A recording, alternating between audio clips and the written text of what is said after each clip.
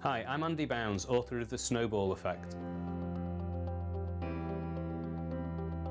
Whenever I ask anybody what's their biggest time waster at work, their answer is pretty much always the same thing: meetings. They're either too long, too pointless, or just too dull. And that's weird when you think about it. Why are meetings like this? I mean, some are good, of course, but most of them just aren't. I mean, what happens when you want a meeting? You think, all right, what do I want to talk about? What are all the topics that contribute to that? So I'll put those on the agenda. Who do I want to come along so I can get them to come along? Let's put an hour in the diary and then we'll meet about it. So that's what most people do, but yet most meetings waste a bit of time. So therefore that suggests it isn't the best way to do it. And actually it isn't. So what I want to do here is give you a very simple 4-step approach to preparing meetings and running meetings so you get a lot more done much more quickly. And the way to remember these 4 steps is to remember the word PALM, P-A-L-M, and the P stands for purpose. And by purpose, I just mean what's the purpose of the meeting. And the simple way to think about this is with the word do. What do you want people to do as a result of being there? Now that sounds really obvious, you wouldn't think about that as being an issue, but actually think about some of the update meetings that you attend. What's the purpose of that? I mean, what do you want people to do as a result? Very often it's just an information swap, and you could have probably just done that by email. So a nice way to think about it, with meetings, it's not what you cover, it's what you cause. So it's not what you talk about while you're together, it's what happens as a result of when you leave the room. So a simple technique, print off your normal agenda. So where it says agenda 1, 2, 3, 4, just above the number 1, put a box in there which has the word purpose. So it now says agenda, purpose, 1, 2, 3, 4. And that means whenever you print this off, in your face is this purpose box saying, why are we meeting here? And then at the bottom, make sure the last thing says confirmation of next steps. And that means every agenda always is going to lead to something happening next. So that's the P of PALM. Now let's have a look at the A. The A is the agenda. And by this, I mean the absolute minimum you can possibly get in, which is very different than what people normally do, which is of course what's everything we can talk about here.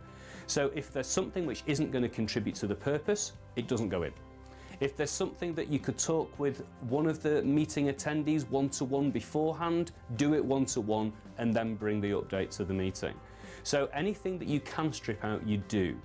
Now again, that sounds really obvious, but normally people think, we'll meet for an hour, what should we talk about? It's much better to think, what do we want to do afterwards, and what's the minimum we need to talk about to achieve it? So that's the P, that's the A. Now let's do the L. L stands for limit the attendees. In other words, you want as few people there as possible.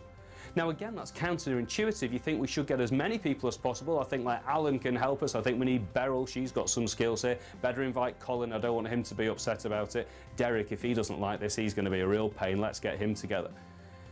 But it doesn't work that way. If I am having a meeting just with you, the 2 of us are meeting, there's only one agreement there, we need to agree.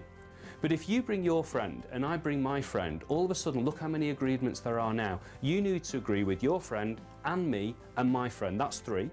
I need to agree with both our friends, that's another 2, and our friends need to agree, that's another 1. So when we've got us 4 meeting, there are now 6 agreements. So when it was 2 of us, 1 agreement. When there's 4 of us, 6 agreements. If you double it to 8 people, the numbers get like 28 agreements, and it gets exponentially worse. So is it any wonder that some meetings just don't lead to good outcomes where you've got loads of people there? So strip them out if you can. And finally, the M of PALM stands for maximum duration. If you say, this meeting will last 60 minutes, then do you know what? The meeting lasts 60 minutes. If you say the meeting will last a maximum of 60 minutes, though I expect it to be less, then it tends to be less. Even better, you know how meetings always seem to contain a bit of slack, you know, it could have taken 45 minutes, that one.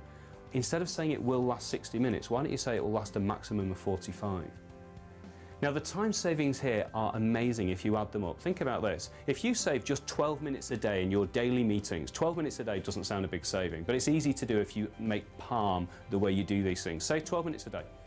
If you did that every day for a week, then it means you save 60 minutes, 12 times 5, 60 minutes in a week, which is an hour, so you save an hour a week. And if you save an hour a week and do that every week for the year, then you save the best part of 50 hours in the whole year. Well, that's a working week.